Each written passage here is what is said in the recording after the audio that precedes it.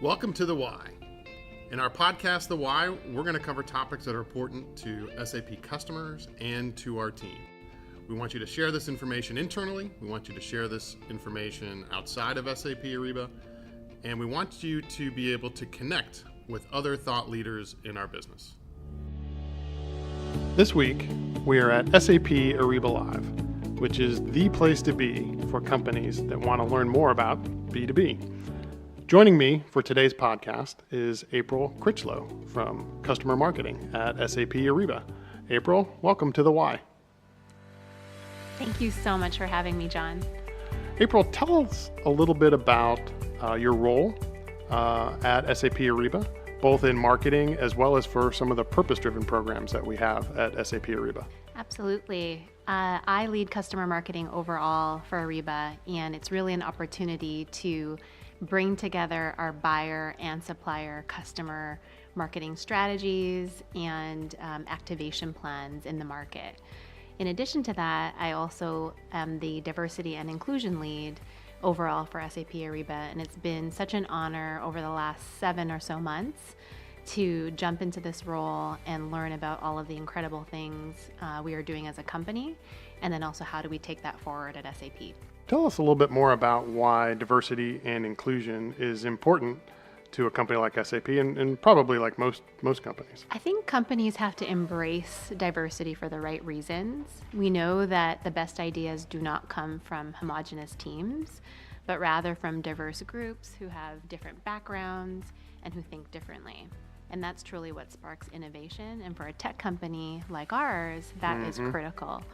I think one example is that McKinsey in a recent report shared is that companies in the top quartile for racial and ethnic diversity are 35% more likely to have financial returns above their respective national industry medians. So there's many reports in addition to that show that's very impressive. That show that D&I is no longer a social contract, but really is good business strategy. Tell us a little bit more about what SAP is doing to improve our perspective on diversity and inclusion. I mean, we're a very, very big company in all places around the world, and diversity and inclusion is a broad topic. But how are we getting the word out, and how are people learning more about this? I think one of the overall things that I find fascinating is that 71% of companies aspire to have a more inclusive culture, but only 12% of companies are truly inclusive. And one of the biggest gaps that they found in that is that companies need to move towards leader-owned D&I. And this is where I think that diversity and inclusion has to go far beyond HR and a compliance checkmark, and where it's owned at every level of the organization, including the board. And I think this is what SAP has done very well, is that we have measured a lot of our diversity and inclusion goals from the board level down. If you think about one, to have 30% women in leadership by 2020 as one example. And Ariba, I think we've done that really great, in a great way as well, because we took someone like me who's from the business, being a marketing lead within SAP Ariba, and now owning the D&I strategy overall. I think that shows a great intersection of where we can move beyond HR and really align business strategy with our D&I and diversity and inclusion strategy overall. And then, of course, Barry, our new president, has absolutely said this is a top priority from his perspective down. Right. It certainly has been at the company, even at Bill's level, for a while. Exactly. So at Ariba Live this week, is this going to be something that is going to be a topic that we will be talking about with our buyer and supplier customers? Absolutely. I'm really excited this year because we are expanding what has been traditionally the Women in Leadership Forum to now be a diversity and inclusion forum. So I've heard it's oversubscribed. It's oversubscribed. So it's always a hot ticket every year, and this year will be no different. What's great is that we're expanding the story and the conversation beyond women.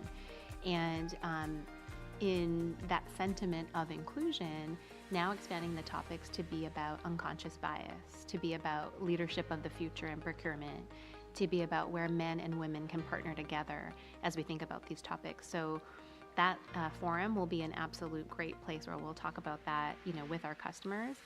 And then overall, as we think about the business alignment with our D&I goals, there are a number of sessions focused on purpose, and one in particular that Pedmenian team are leading around supplier risk and how do our solutions help our customers in terms of their supplier risk goals, but then also diversity goals as well. Fantastic. So there's going to be a lot of opportunities for everyone to learn this week about this topic. What advice, finally, would you have for people?